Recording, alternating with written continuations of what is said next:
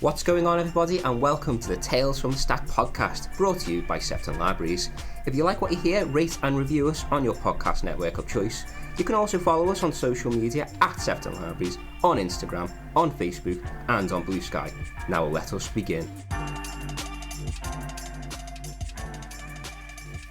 Welcome to Two Truths and a Lie. Two of these bookish statements are going to be true, and one of them is going to be a well-hidden lie. I'm here with Mollie and Ben, and I'm going to kick us off with the first statement, which is Haruki Murakami's writing routine includes getting up at 4 a.m. and running 10k. Bram Stoker was related to Sir Arthur Conan Doyle. The only physical book on the International Space Station is the Da Vinci Code. We're going to reveal at the end of the episode. With the impending release of Guillermo del Toro's Frankenstein, we decided to have our own stab at being casting directors with a fan cast. My name is Mollie, and today I'm joined by Erin and Ben. So what is a fan cast? A fan cast is when fans choose a cast for their favourite movies, shows or book adaptations with actors they think would flourish in that particular role. We're first going to discuss our dream director and then go through the characters from Henry Clerval all the way up to Frankenstein's monster. My dream director is Robert Eggers, ever since I saw Nosferatu. Oh, that's a good pick, that. I think he would do some really interesting things with the cinematography and practical effect. He does some cool things with like lenses blocking out certain colours. In the last one, I did love his Anya Taylor-Joy witch. Yeah, I feel like he's a very good director for anything that's a period piece as well, with like The Lighthouse and The Witch. Yeah. He's very good at encapsulating like a certain time period and that kind of atmosphere. He did The Northman as well, didn't he? Yeah, The Northman was really good as well. He's got a great good filmography, I find. Yeah. Yeah, he does. And like you said, he can create an atmosphere, and I think it would be a very unique production of Frankenstein. So who did you pick, Ben? So I picked Yorgos Lanthimos, the director of The Favourite and Kind of Kindness. The Favourite, yeah, that was a good one. I figured he'd be just a very unique choice. I feel like he'd have his own style on it. He has his favourite actors as well he picks, so I feel like you get some really good performances out of some of the actors who we choose from. Erin, who did you choose? For my first pick, I've gone with Francis Ford Coppola. He's maybe most famous for doing Apocalypse Now, but he did famously do the adaptation of Bram Stoker's Dracula. Oh, that was that's really good. amazing. Oh yeah, my so God. like the Gary Oldman, Winona Ryder, like Yeah. it's just such an incredible adaptation. Everything about it was just great. The score was the costume fantastic. design would be amazing. Oh, the costume design was amazing. Just the atmosphere of the film, it's palpable. You can cut through it. It's so good. So I feel like he would be a really good choice. I'd love to see a Frankenstein adaptation in that same kind of style. Yeah. Along the kind of body horror, because I feel like you could go very body horror with Frankenstein. I thought David Cronenberg could be a really interesting pick. If you're thinking like The Fly, like that kind of like practical effect, you would apply that really well to Frankenstein. Yeah, I feel like you don't really see anyone do a body horror No, kind of version of you it don't. when really that is kind of what it is. He's made up of the dead parts of multiple different people. Yeah. Yeah, when it comes down to it, it is really gory, but you don't tend to see that side of it. So I think you could play into the emotion and you could go with a more like thoughtful approach, like a Robert Eggers kind of vibe, or you could go down the kind of like body horror David Cronenberg. Yeah, I feel like the 90s one for Robert De Niro is very emotional based, I find. Is that the Frankenstein? The Frankenstein one, yeah. Yeah, I think I've seen a little bit of that, yeah. That was really good. There was not so much body horror, but Yeah. it was really like he is a person and Yeah. he has a move. Yeah. My favourite Frankenstein is from Van Helsing. the Hugh Jackman one. Yeah, the Hugh Jackman Van Helsing. I love that film. That's good. I that. just think because he is just such a thoughtful, intelligent Frankenstein, but he does look like this monster. He's got like an electrical brain and all these stitches. And he's like blue, and his head's not the right shape, and he just wants to exist. Yeah. And you like really feel that aspect of Frankenstein's monster's character in Van Helsing, even though it's more about Hugh Jackman than the monster. Yeah. One of my favourites, I'm not sure of the actor's name, it might be Rory something, but he was in a show called Penny Dreadful, which was all about like different myths and like legends and like big characters like Frankenstein and Jekyll and Hyde and that kind of thing. And he played again a very like introspective, like poetic, like very sensitive character. And like you could really feel his turmoil. Whoever kind of is directing or acting in the film, you'd need to get across that turmoil that the character's going through. The existential crisis of it all. A lot of people probably just go with the obvious pick, wouldn't they, with Tim Burton. Yeah, I did consider. And while I think he'd do a great job, I think he's just a bit too a little camp. obvious. I don't mind a bit of camp with the Tim Burton films. Yeah. So Beetlejuice. He's a good pick for that. He has his own style and iconography. I almost don't know if he's too stylized for it though. It's kind of become a little bit parody of itself a little bit, hasn't it? I honestly do think Guillermo del Toro, given his previous work, he's going to be such an incredible director for the film. He's also got that anthology horror series, hasn't he? On Netflix. Cabinet of Curiosities. So that seems to be almost like a trial run. Yeah. I feel like for Frankenstein. I still can't get over Crimson Peak. Yeah, no Crimson Which is a very underrated movie that I think I've never seen that. Watch. Oh, it's you so need to watch it. Tom Hiddleston, Mia Wasikowska? Wasikowska? Yeah, we know who you mean. I can never pronounce it. Really, really good movie. Yeah, I'll give that a watch. Like interesting effects on the ghosts and stuff in it. And again, the costuming. And The Shape of Water. I love that one. Yeah. Iconic. Like, I was kind of thinking he always works with that same actor who plays all of his like kind of monsters in films. Oh, who was in Doug Hellboy Jones. and stuff. Yeah, so I feel like he almost like he would be the monster. He would. Yeah, and I wonder like, is he gonna like give him a call and get him to drop into this film? Yeah, because I know he'll have a cameo somewhere. Yeah, he's got to have a cameo. Yeah, he'd be like a lab assistant maybe, or Eagle. Or Eagle. If Eagle's even. Yeah. Okay, now we're going to talk about our decisions for Henry Clerval, who is Victor Frankenstein's best friend. I think I'm mainly leaning towards Harris Dickinson. Ooh. So he was in The King's Man with Ralph Fiennes. He was in Baby Girl. He was in Baby Girl. He was in Where the Crawdads Sing, and I think he has like the look for a period piece. Yeah, he's acted in period pieces, but also I just think he would be able to just play a sort of like a nice best friend. Yeah. He's a bestie. He's a bestie. Yeah. You know, and he looks English. I had Justice Smith. Okay. Because I feel like he could bring like a sort of lovable, awkward vibe. Yeah. So he's nice, cheerful, kind of clumsy, but he means well. Yeah. He could bring that vibe to it. And again, with Gaten Matarazzo, he played Dustin in Stranger Things. Oh, okay. Again, that lovable, awkward vibe. And I feel like he is best friend vibe. He's everyone's best friend. Another one is Cody Smith McPhee. Oh, yes. He played Nightcrawler in X-Men. Yeah, the prequels. Yeah. He just spoke to me. Yeah. He's got like an awkward kind of best friendly vibe. Yeah, I think that's what I was mainly going for, awkward best friend. Yeah. And I think Cody, he also like fits the aesthetic vibe I was going with a lot of my other actors. Yeah. So who did you have? So I picked, one of my picks was Paul Dano. Yeah. I feel like he's got a good awkward vibe. If you've seen him in the Batman film, he was the Riddler, and again he plays very awkward. My second pick was Barry Keogh. Oh yeah. Yeah. I'm not sure how to pronounce the last name, he's but yeah, huge. Yeah, I feel that could be a fun supporting role for him because he's been getting a lot of bigger roles lately. But I think this could be a fun, different kind of supporting role he can do. He can like be a best friend type, but you're not too sure if he might betray him. Maybe I think you give him that look. If you wanted to change up the story a little bit, you could cast him in the role. Yeah. He's a little bit cheeky. A little bit, yeah, a little bit. What about you, Erin? Eddie Redmayne. Oh, that's a good pick. Yeah, for kind of similar reasons with like Mollie, like very like kind of awkward, a little bit clumsy, kind of likable, but a little bit nerdy. Again, like my brain just said British, and I was just literally like trying to think of British actors. Yeah.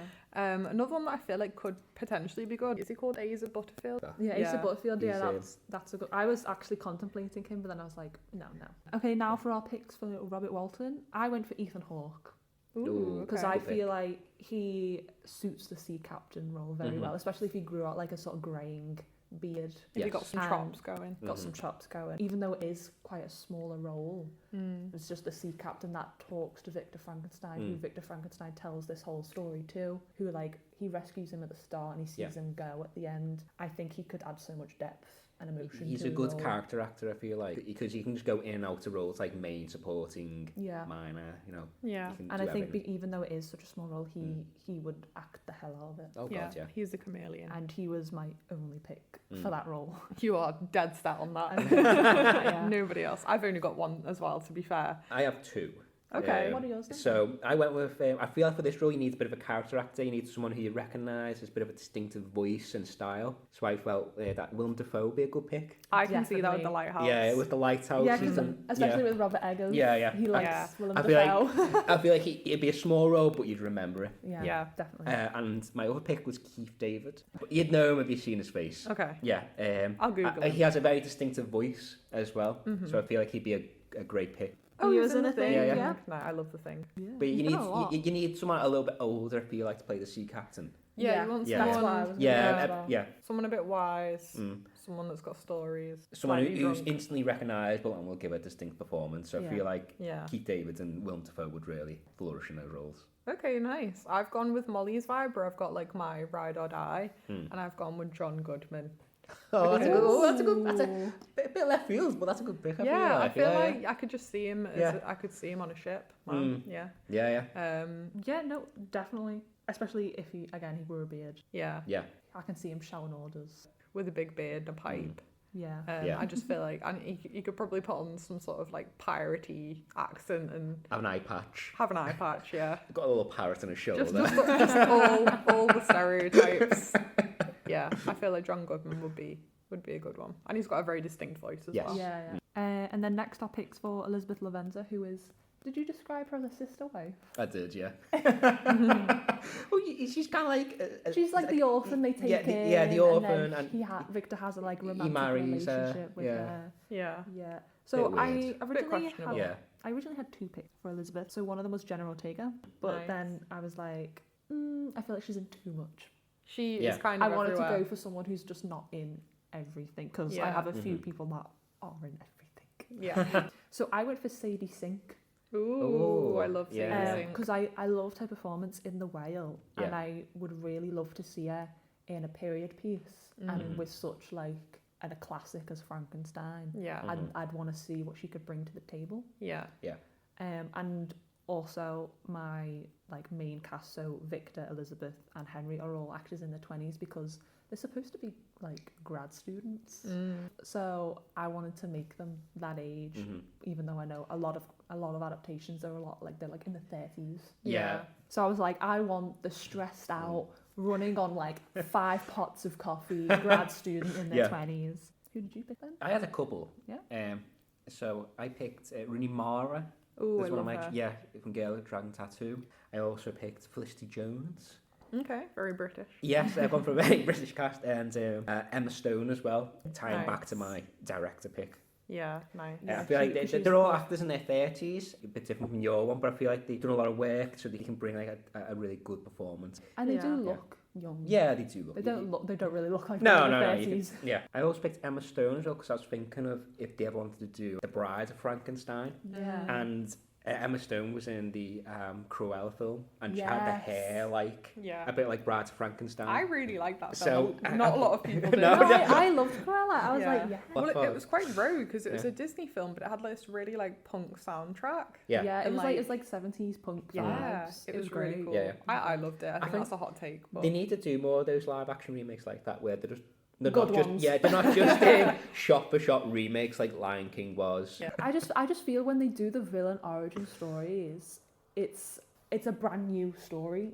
Yeah. So they're not trying to copy the animation. But I think there was a book series as well, wasn't there? That was just villain stories. Yeah. Oh yes, we've got some of those books I think in the library as well. They're YA. Are they? Yeah. I've gone for Eva Green, who again The French was in. actress. I don't know. She was in She's Penny in- Dreadful. She's in Casino Royale. She's very like kind of gothic looking. Yeah. She was Miss Peregrine, wasn't she? Miss Peregrine. She's one of Tim Burton's go-to. I've also gone with Mia Wasikowska. Sorry. Fantastic actress. She was in Crimson Peak, like literally smashed it. Just copy and paste that exactly into Frankenstein. Another option, Daisy Edgar Jones. So Where the Crawdads Sings, Normal People. Something about her, man. She just makes me cry. She always looks like she could cry on like at any demand. moment. Yeah. Yeah. And then lastly, Amy Lou Wood. So she was in Sex Education. Yeah. I think she's just a really fantastic actress. Again, you can really connect with her. She's very relatable. I love her. Very likeable. Yeah. Speaking of White Lotus, Walter Goggins, I thought he might have been a good pick for the She Captain as well. Ooh, I can literally see him in the Again, he's a character actor, well known. He'd have his own style. He'd bring it and you just remember that performance. And I feel like he's just really coming up right now. And then I think next we're going to move on to Victor Frankenstein himself. Yeah. Dr. F. I went for Timothée Chalamet. Ooh, yes. Yeah, Shalamala Bing Bong. Yeah. Probably because I think he could play like the tortured graduate student who is very stressed and ill and a little bit loopy, especially after his Wonka performance. He can be eccentric. He can be very eccentric. People forget like what he did before he became an actor. Yeah. Miss Lawton. He's a good character actor. He doesn't have an iPhone face. Yeah. as the kids call it. I wasn't sold on Wonka originally, and then I something that he can play any role now. Yeah, I think when it was first announced, I was skeptical as well. Yeah. But then I watched and I was like, no, that's it. He is Gene Wilder. He was my only pick. As soon as I was picking this, I was like, Timothée Chalamet's Victor Frankenstein. You've got a couple of ride or dies, haven't you? Yeah. Cool. What about you, Ben? I had 2 picks. Okay. So my first one, I went with Matt Smith. You might know. Of course you did. He's probably my favourite Doctor. Because I feel like that's a kind of similar role, but he's Doctor Who, obviously. But he can also play evil as well, quite well. He did some... Morbius. I mean, the big main one's Morbius. And he was in House of Dragons as well. he's in House of Dragons. And he did play an evil role on Doctor Who as well. He was in the Last Night in Soho film. Yes, he was. And his character in that was really slimy, and he played it really well. And I think the second one's probably another obvious pick, Tom Hiddleston. Yeah, I can see that. I feel like that is like a very like it's the Loki role again, kind of, but he's evil, but there's also good in him. He's a Victorian man. Yeah, he is. He's a time traveller from Victorian times. Yeah. He just looks like he's from that era. I think if you want more ambiguous, you go to Tom Hiddleston. And again, he can play crazy. Oh, he can play crazy. Good. I feel like if we're going super like eccentric, mad scientist, Benedict Cumberbatch, or comedic, I wouldn't cast him. I don't think. Maybe it'd be too far. Jeff Goldblum.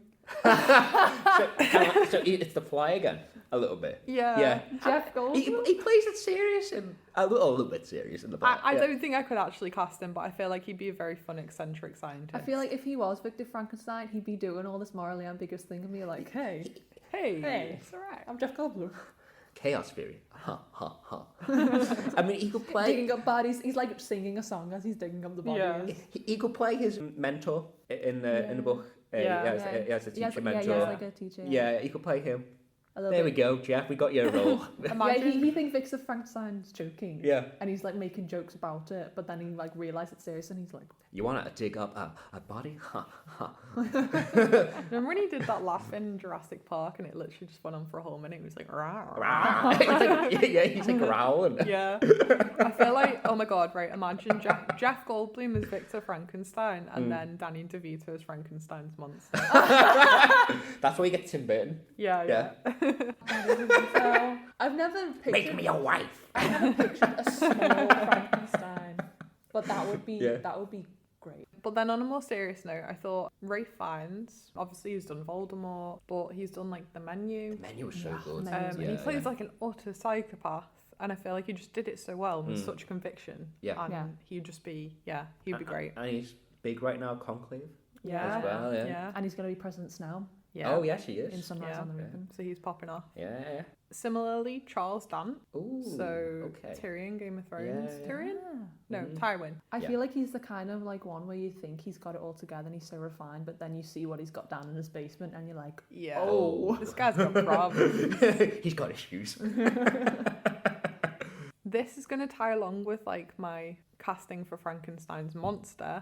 I'm going to drop in Anthony Hopkins. Isn't he like 70? Yeah, he is old. He is old, but you're going older and older. Who'd you say his wife was going to be? A 20-year-old wife? Okay, but right, I'm gonna just drop it in there and just let it percolate. Anthony Hopkins for Victor Frankenstein. Let it cook. And then let it cook, and then like when we get to Frankenstein's monster, it'll all make sense. Okay. Will it? All right. Yeah. Okay. This will all tie together. Yeah. Bit older. Yeah. A little bit older. Probs wouldn't match him up with Amy Lou Woods.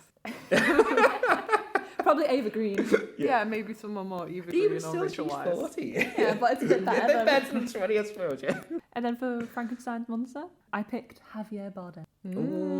That's a good Because pick. I feel like he's a very eloquent Yes. and intelligent actor, and he's got like that gravitas in his voice that I feel like, and he's quite tall. He's isn't he? quite imposing. Quite Yes. imposing. And I think his performance in Skyfall, he was amazing in that. He was like manipulative but emotional, and again intelligent, eloquent. And I feel like the aspect of Frankenstein where he's kind of toying with Victor at near the end, I feel like he'd be really good at that. And that would be a really great progression as well, because you see him like learning to read with the blind man, and then the way he's very monosyllabic.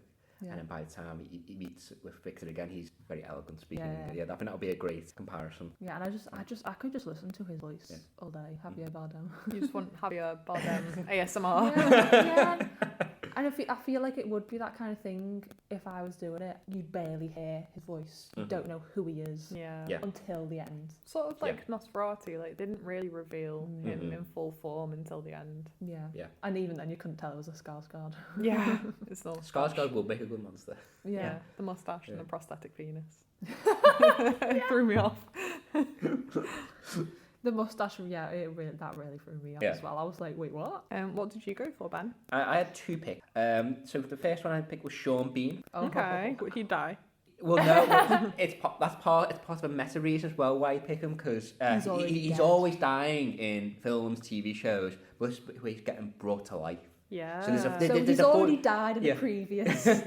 There's a fun aspect with playing with audience's expectations with him, casting him in the role. Okay, and I feel like he's older. I think he's about 60, I think. But I feel like with the monster, he needs to be like a bit older, because it's kind of like Victor's Frankenstein is picking and choosing bits and pieces from different bodies. Yeah. So it would be like amalgamation of all these different people, and it becomes. And I feel like it makes sense, because even though he is technically so young, he's a very wise monster. He's a bit stocky as well, I find, as well. So it just, again, I think it'd be a great pick. And again, very imposing as well. And again, when you get him to learn how to speak, he'll be really like. I'm just thinking of a very imposing voice, like Ned you say. Stark from Game of Thrones, them kind of vibes. I'm like, And I feel like he needs a break at the moment because he's doing O2 adverts right now. So like clearly he needs some money. Come do Frankenstein for us, Sean. He was in a TV show recently on Netflix. It's the one where the train's going around the world and during an apocalypse. Snowpiercer, yes.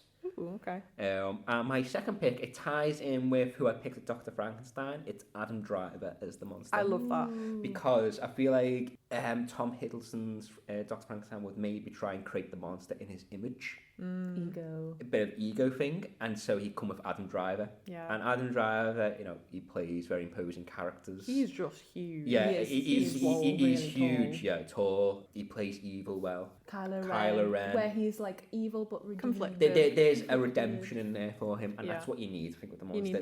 There's a redemption there for him, because he didn't ask for this. And then for my Frankenstein's monster, so we've let Anthony Hopkins sit for Victor. So I'm just gonna go in. I'm gonna go Hannibal and Hannibal. So Anthony Hopkins as Victor Frankenstein, and then Mads Mikkelsen as Frankenstein's monster. Because Mads Mikkelsen is he's very complex. He's a very complex character. He's quite like unique. Not like physically imposing, but I just feel like he could play a very conflicted, in turmoil, getting torn apart inside kind of character, like very tortured. Okay, and then kind of like more on the like physically imposing side, I thought maybe Hugh Jackman, but also he's very good with emotion. I've written down Idris Elba, but on my phone it's auto-corrected to Doris Elba. He has a very distinct voice as well. Idris Elba, again, like very physically he's again very imposing. Very emotional. But not very just imposing. physically though, but like I think just his vibe. He's quite commanding. Yeah. He can say a lot without saying much as well. I feel like he says a lot with what he doesn't. No. Also potentially David Harbour from Stranger Things. That's a really good pick. He's big right now as well. He's in everything. And I think he's a great actor. Also, I thought an interesting take could be Joaquin Phoenix. Because he's got quite an unusual face. He can look quite dark. He can look quite like gaunt, like the Joker. Yeah, he disappears into the role, doesn't he? He's just sort of like a shadow. Yeah, like him in Gladiator as well. Yes. Yeah, Like, he can be physically quite, like, buff, but he's also quite emotional. Like, you could imagine, like, empathising for him. If we're going for gladiator picks, then maybe Pedro Pascal. Oh, I don't know, Matt. I love him, Victor. but... As Victor or the monster. Or it could be a dual role. He could be both. Like Parent Trap. Yeah, Parent Trap. Because if he's making his image, then you could easily pick do both roles, yeah. How did we end up deciding on fan casting Frankenstein? Oh, God, we must have went through 25 books. More than. Trying to decide on what we've all read and what we could pick. Yeah, it's surprisingly really difficult to find. Although we're all like avid readers, and obviously we work in libraries, we're constantly finding new books to read. It's really hard because we've all got quite different taste in books. So like Ben, you're more into like crime and that kind of stuff. Yeah. Mollie, you're like very into your fantasy. I just kind of read like horror or like just general fiction. So I feel like it's been really hard to just unite on one book that we've all read. There were so many where two of us had read it and one was hadn't. two out of I just started looking through classics. Yeah. Like, surely we've all read one. Not gonna lie, I didn't love the book. Like for me, like the pacing of classics is a little bit too slow, and I think that's just very like. But then you've got to think about when it was written. People who could read had nothing really to do in their day. Yeah, so you had the time to put into it. Now I'm like, give me the highlights. Yeah. Like, give you the spark notes, summaries. And some classics books are actually released as serials in magazines. Yeah, so it would like be more every spread week out. you'd read a little bit. Yeah, I feel like particularly from memory that the scene with the farm, that felt like that went on for quite a long time. And again, the kind of following of each other through the mountains, that felt like that went on for quite a long time. Yeah. And I think maybe that's just like a modern symptom of like wanting things to be very like fast paced and like give me the dopamine. Like I need to just like it's a problem. I think every kind of media now. Yeah, and I think everyone thinks instant movies, films, TV. No one appreciates games. an actual slow burn anymore. No, not really. No. And I think that probably is just a symptom of like modern times. Yeah. You want things to be quick, and it wasn't quick. I also got it on BorrowBox, which you can download now on little plug. The Frankenstein book, just to rejig my memory on some of the plot points. I was like you, I bought not the clothbound edition, but the English Library edition, which is like the paperback version of the clothbound classics. I bought that like when I was in high school.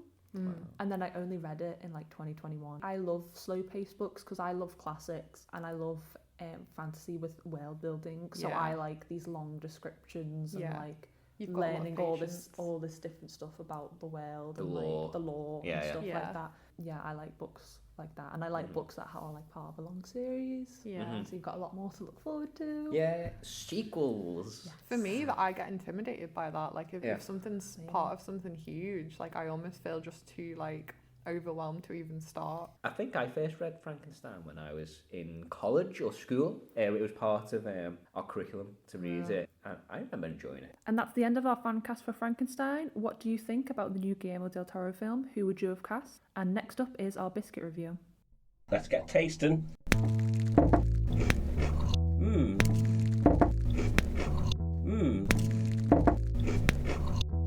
Oh, delicious. Hello and welcome to the library's Biscuit Review Hour. Don't worry, it's not going to last an hour, just a few minutes of your time, and we're going to delve into the lovely world of delicious biscuits. Who doesn't like a biscuit? Well, who doesn't? My name's Gordon, and today I'm going to be interviewing Ian, who's the library manager, and we're going to taste some biscuits and let you know what we think. That's good tasting. Let's get tasting.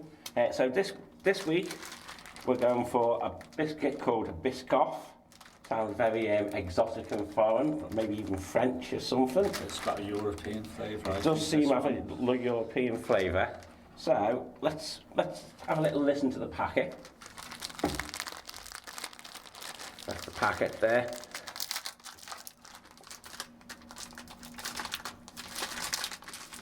Now I've got to get them open.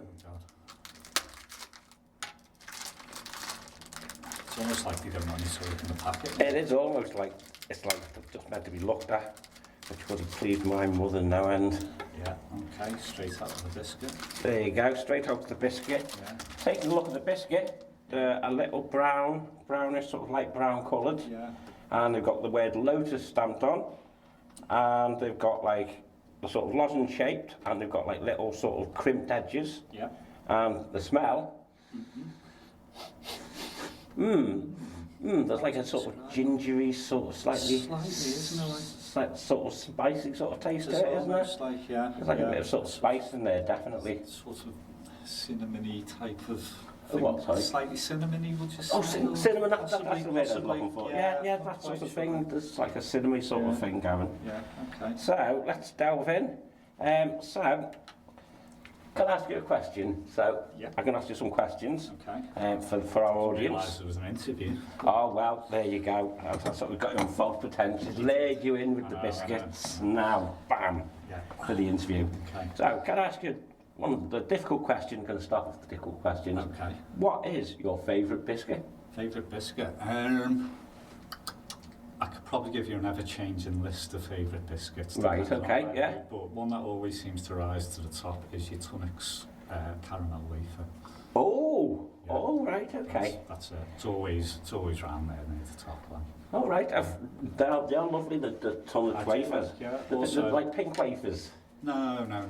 Oh, I know the caramel ones. They come in a like little brown silvery packet. They do. It's like a reddish brown, and I think a lot of supermarkets do something that's very, very close to it as well. Right, they do like it's called like a Tunnocks caramel, and they're pretty good quality as well, to be honest. Like so. Yeah. But Tunnocks is your Tunnocks. benchmark there. Do you like that? Fun fact, a lady I've got who comes to my teen tunes, she's allergic to eggs, and there's almost eggs in every biscuit. Yeah. But they're the only ones that she can eat without causing a reaction. They don't have any eggs in, yeah. Egg free. You know, there you go, top tip for you there. Yeah. What would you say is your worst biscuit? Worst biscuit? A biscuit that, like, you know, say you go round to someone's house for tea, and there's a little plate of them, and you're thinking, oh, I won't be eating any of them. Yeah, there's not many I would say that about. Yeah. Okay, I'm going to choose something which probably not my worst biscuit, but it's always been a bit of a disappointment almost, like, so I'm going to go with a penguin, and some people might like that. Oh, penguin? Yeah, and it's not like no biscuits are bad either, let's be honest, but penguin I always found a bit disappointing because I've always found the chocolatey surround to be a little bit meagre, and I was never too keen. I'm going back to when I was a kid, and there was just, if penguins were offered, sounds really terrible, doesn't it? Poverty-stricken 70s when you should have been glad of any biscuit you got offered. Like. But yeah, penguins I always thought, not my favourite. You're like, I don't want that, mother. Yeah. I mean, like say, give me a Tunnocks or a Viscount maybe or something. Viscount, they were the Prince of Biscuits, weren't they? Their own individual little silver foil wrapping. Foil wrapper and a bit of mint in there as well. Yeah, like, oh la la. Yeah, and clubs are always good as well, because clubs, good layer of chocolate on a club, I think. Oh, God, yeah. Back in those days, yeah. Yeah, and you can spend your time sort of nibbling it off like sort of some kind of beaver or something, you know. Yeah. So I'm going to say penguin, but it's probably not the worst biscuit out there. Yeah. So actually, another one I was kind of went, oh God, a rich tea. A rich tea. Yeah. They are a bit disappointing, aren't they? Yeah, I know, I get it. They do go very nicely with a cup of tea for a bit of a dunk and that sort of thing, but they're a bit bland, aren't they? They are very bland, sort of. Probably the sort of biscuit you eat when you're ill. Yeah. And they say don't eat anything too exciting. Yeah. So but otherwise, a digestible or a chocolate digestible always hit the spot. They're the go-to biscuits. Yeah, definitely. What about hobnob? Hobnob, yeah. Do you like a hobnob? Yeah. There's a roughage in a hobnob. Even though they're made mostly of straw. Straw, I know, yeah. The texture is, I prefer digestive, I'll be honest. Like, hobnobs are alright. Hobnobs, I mean, for me, I don't know what my favourite biscuit is, but I'd go for the controversial is custard cream is my worst biscuit. Your worst? Yeah, I mean, I would rather starve than eat a custard cream. I don't. But they are Britain's favourite biscuit, apparently. Yeah, Britain's favourite biscuit. I do like custard cream. Okay. Lots of people do. Lots of people do. You're in good company. Yeah, fair enough. You're in good company. Yeah. On a similar thing, I mean, bourbons, where do you stand on a bourbon? A bourbon. I love bourbons. Yeah. See, I think they're always, I do like one, but I think they pretend to be chocolate and they're not. They're sort of cocoa-y rather than chocolate. They're not chocolate. They're not really chocolate. No, and I found out. I think it can be disappointing on your first bite of the and to find out that it's just not quite. It's got cocoa powder in the biscuit bits, I think. Once you get used to that. Yeah. But no, Jo sort of said, she's a vegan, so she said that they're actually allowed to eat bourbons. Okay, yeah. So they're a vegan-friendly alternative. Good, huh? So, have you been eating biscuits long? Well, I'm over 50 now. I've been eating biscuits since I was a child. But I will say, my mum was quite strict when we were kids about biscuits, so we didn't get a lot of sweet stuff. So probably early. That's only a good thing, isn't it? Really? I suppose so, yeah. But it did mean that if I ever got the chance, I'm moving somewhere else. Sort of like going down to friends' houses. Yeah. Keep eating away from the biscuit jar. Yeah. So early memories of biscuits were probably the. What those malted milk? Was it malted milk ones? With the sports characters. I think they're called sports. So it'd be like someone throwing a javelin, there'd be other sports related type things imprinted on, and maybe football. Football. Yeah, that's a really early one for me. That like. Yeah, the malted mist. They were quite classic in the sort of early 70s. I mean, obviously, sort of biscuits. I'm trying to remember my first biscuit. Go on. Farley's rusks. Well, I mean, there's Farley's rusks. I mean, we probably all started off with Farley's rusks. I think the first biscuit I can remember was eating as a digestive. Yeah. Digestives was big in our house, sort of. They're always around, weren't they? Yeah. And like again, they were plain biscuit, but they got like a bit of a num sort of. There is something a little bit more. It's just there's a hint of sweet. There's enough sweetness underneath. Yeah, there's enough sweetness to sort of get your taste buds going and sort of. So we're going to delve into the biscuits. So we both got two biscottis. We have. I'm gonna do one raw. I'm going to eat one raw. Okay. So we'll see what.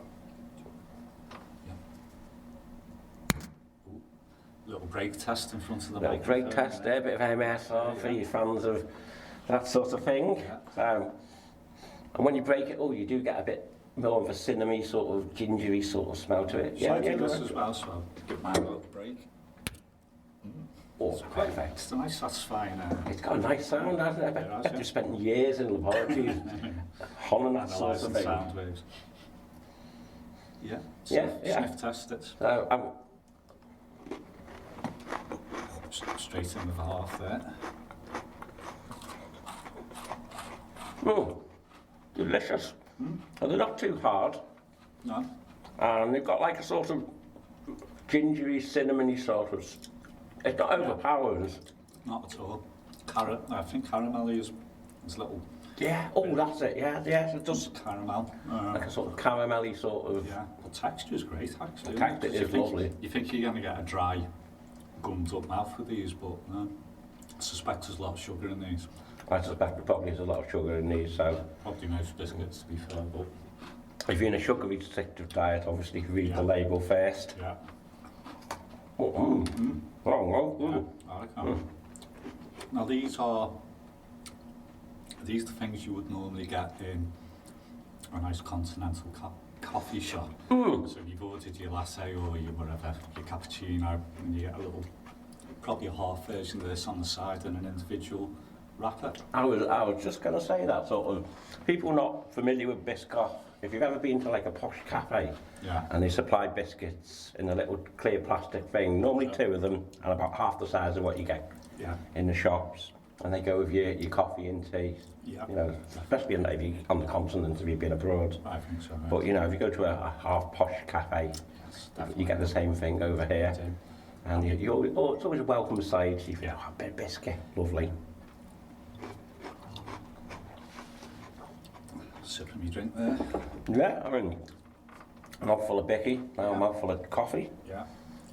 Just to note, we have gone for coffee rather than tea because we think probably this biscuit deserves coffee rather than tea, maybe. Yeah, I think it's got that cinnamony sort of gingery edge, which you need a good strong. Which needs something a bit savoury to go with it, whereas tea's a bit sweet with coffee. I think coffee's a perfect accompaniment to it. Yeah. But obviously, whatever you like to drink at home, if you want to dunk it in milkshake or I don't know, cocoa or something. Yeah. That's your prerogative. Yeah. There's no rules here. We're not biscuit fascists. No, we're not. Except for No, yeah. So on to the second biscuit. Now I'm going to dunk mine into my drink.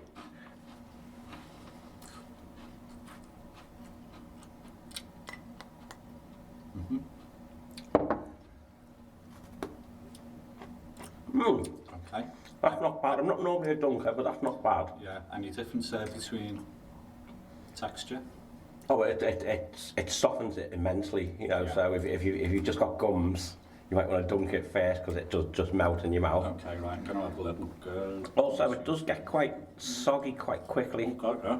So I wouldn't give it a long dunk. I'd say a second. Literally, I did 2 seconds there, and that was pretty saturated. Yeah. So I'd give it a second dunk. But it does taste nice, though. But it does taste nice. It seems to complement the coffee flavours really well. No, I'm not a dunker either because I don't like getting to the ends, particularly on a cup of tea. It's nice just to swing back the end of the cup of tea, and you don't want a mouthful of like soggy biscuit crumbs, do you? Biscuit. No, I Biscuit don't like salt. That. Oh yeah. No, I'm very much the same. I sometimes think Dunkin' Biscuits is just a way of ruining a good drink and a good biscuit. Yeah, good point. You know. I'm with you. And they'll get mixed up in your stomach. Well, they will anyway. Yeah. But no, it's a perfect compliment. Yeah. For a cup of coffee there. That's good. I like that. That's Now, it's a biscuit I wouldn't associate it with being behind the counter at a library. To go with your cup of tea mid-morning or however often you have a cup of tea when you... Well, you know, when the powers that be allow us to have a drink, you know. Well, you know. Sort of. But most of it, the drink behind the counter is mainly soft drinks. The young people are all up with their hydration these days, you know. There's not a lot of caffeine-based drinks, I noticed, with our younger members of staff. No, definitely not. There's definitely a trend in the young people to keep yourself hydrated. Which is good, because when you go, does anyone want a cup of tea? It's only about one person who ever goes. It's like Ben, that's it. Yeah, Ben's the only one who really drinks hot drinks. Yeah, that's right. Everyone else is still like toddlers. Like, I don't drink hot drinks. So that was That's your biscuit. That's the biscuit. Yeah, that's done. What would you rate it out of 10? Yeah, do you know what? That's just gone up in my estimation. Because I've always only really had them as an accompaniment with a coffee in a cafe or something like that. So you've already out doing stuff and... Yeah, and then you just shuffle around and you're just used to getting it. That's really nice, actually. Now I've analysed it a little bit more. I'm going to give it an 8 out of 10. Right, an 8 out of 10. It's a big hitter then. I think so, yeah. 8 out of 10, yeah. I mean, I would certainly put it up in the upper quartile of the scores. Okay. You know, a 7. I'd give it a 7 or above. 7 You know, but 8 is excellent score. Yeah. You know, sort of. I mean, it is a different sort of a biscuit to start the biscuit segment with. Yeah. I mean, you've got the choice of going for your traditional digestives and your rich teas and things, but you know, and also it's what we had in the drawer. At that, yeah. Unopened. Unopened as well. So it's what we had in the drawer. So I thought, go for this one. I'm amazed they were unopened, to be honest, but there you go. They've been in there a week. Yeah, they've been in there for a week and they haven't been opened. But you know, sort of, that's not a cast any aspersions on the biscuit. No, I think everyone knew we were going, because we were meant to do this last week. We were meant to do this last week, but and also, yeah, the staff are very good, very disciplined. Yeah, incredibly disciplined. And with the warmer weather, it's not really, you don't really eat your body weight in biscuits every day, and when it's warm, do you? Yeah, so it's ice cream time. It's ice cream time. Well, thanks very much for letting me subject you to these difficult and probing questions. Well, yeah, it was worse than any job interview. It probably, I could imagine it was. So thanks very much, Ian. You're welcome. And I'm going to obviously get round all the members of the staff and see what biscuits they do and don't like. And so thanks for that. Okay. And we're still being paid. This is work. This is work. We're actually getting paid. Yeah. Although, just for the listener, no taxpayers' money was spent on the biscuits. No, it all comes out of our own pockets. It all comes out of our own pockets. Yeah. We don't take donations, obviously, do we, off members of the public? Oh, we would do with the unopened packages. Unopened sealed packages, we'll take donations. Bribes, that could be... Anyway. No, we won't be bribed. Yeah. Give us biscuits. And we don't waive fines for biscuits. You can't come in with a digestive instead of a fine. Yeah, that's true. Or a lost book or... No. Thank you. Last slurp of coffee and... very satisfying. Lovely. Brilliant. Thanks for that. Thanks for listening. And you'll get back to you next time when we make our next episode of Biscuit Hour.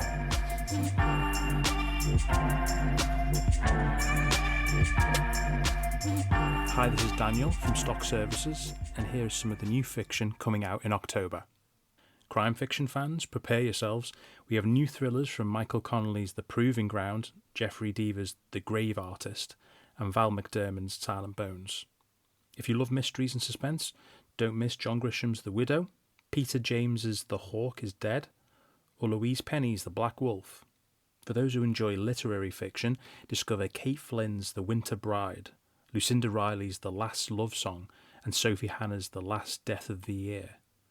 If you're in the mood for something darker or more imaginative, check out Joe Hill's King Sorrow, Thomas Oldhuvelt's Darker Days, Alexi Harrow's The Everlasting, or Garth Marenghi's third terratome, The Bursted Earth.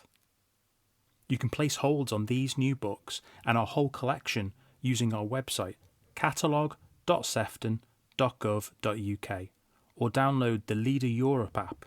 That's Leader, L-I-D-A, Europe. Halloween is here, and so is our 5th edition of the Hallowzine. Pick up the physical copy of the zine in every Sefton library, or on the BorrowBox app, read the ebook version that contains every spooky entry we received this year from our patrons. You can also read the previous bumper editions of the Hallowzines on BorrowBox if you're thirsty for more. Okay, welcome back to Two Truths and a Lie. I can now reveal that the lie was that the only physical book on the International Space Station is the Da Vinci Code. Sorry, Dan Brown.